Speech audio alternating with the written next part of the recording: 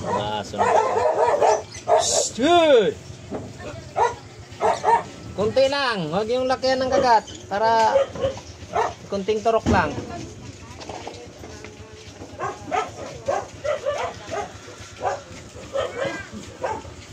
Hingin ng mga bantay ko.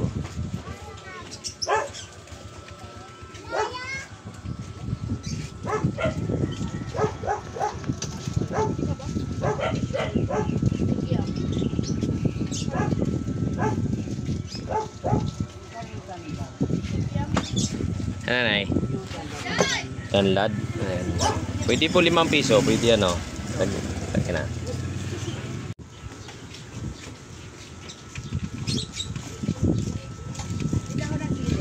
Wala na eh. Ang mahal po ng daw ng sili. Meron naman kaso nang ano na yung mga ano niya. Ang mahal pati. Tapos ang bilis lang mag ano yung mga dahon. Magtanggalan. So, hi boss. Ayan guys, grabe na naman yung init ngayon. At ayusin ko yung mga talbos ko.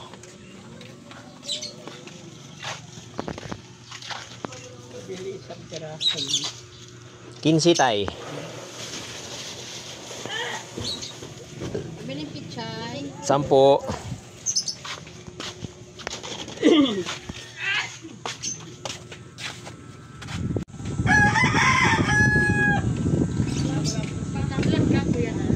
Tanlad?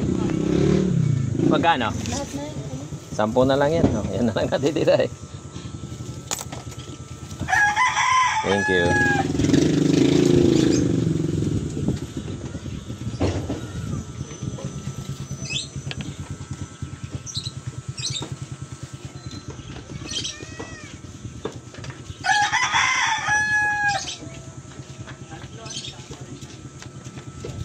Managib Patunggap ba ako?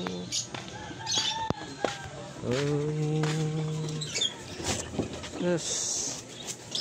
Guys, yung mga talbos ngayon, yung talbos ng mga gulay, ang grabe po ng mahal. Mahal na po ang mga talbos.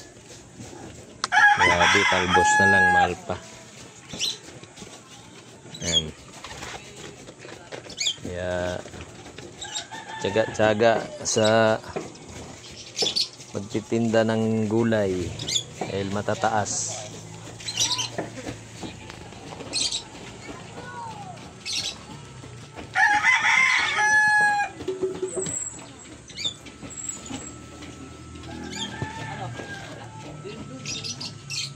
Ayan, palaya, grabe, mahal pa rin.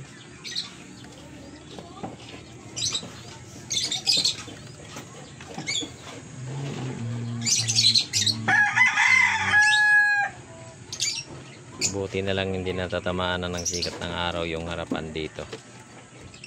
Medyo lumislis na ng konti. Oh, grabing init. Oh. So yun, oh, si Kamog. At papaayos natin yung kanyang gulong sa ulihan. Palitan natin siya ng bago. Saka papaalay natin yung kanyang rim. Ayun. Kasi madalas ang bigat ng kinakarga niya. Medyo minsan hindi kinakaya. Kaya kargahan ng mga gulay, manok at saka bigas. Ayan si Kamog. Kaya kailangan natin siyang ipagawa. Papalitan natin ng mga bagong gulong.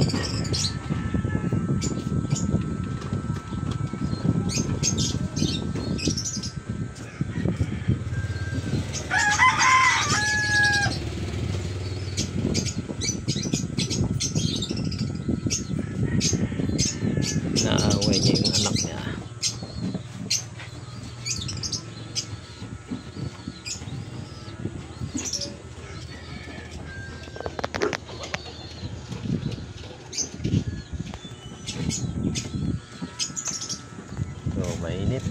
masyadong customer. Tsaga-tsaga lang talaga.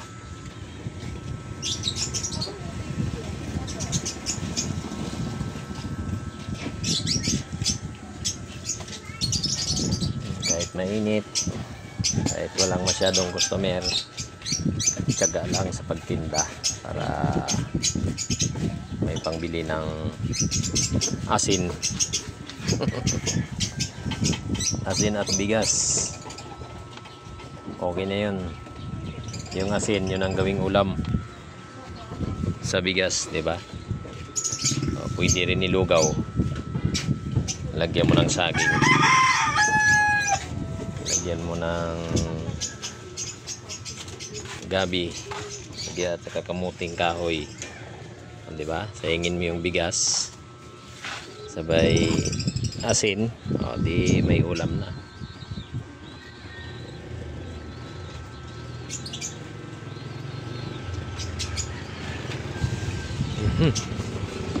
Nakawaw.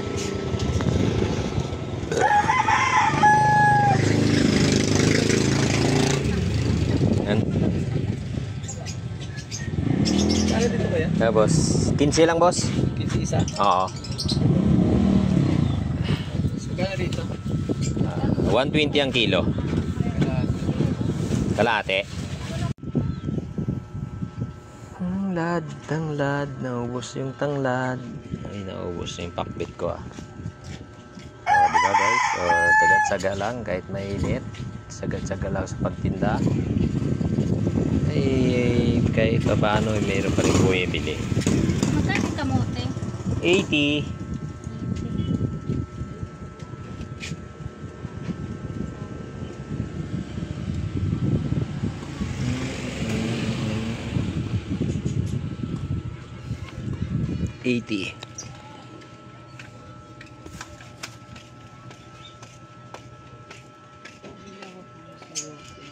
Sige deh.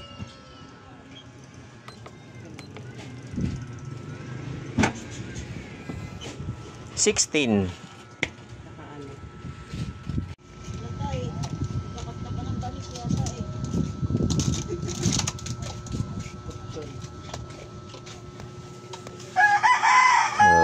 Ayun, at ako ay magpagawa muna ako ng aking service. Magpapalit ako ng bagong gulong at saka papa-align ko yung rim. Yan, papa-align para maganda sa kargahan. So guys, hanggang dito lang. Good morning po sa inyong lahat and God bless. So huwag niyong kalimutan guys, i-share ang aking video. Huwag niyong kalimutan mag-subscribe.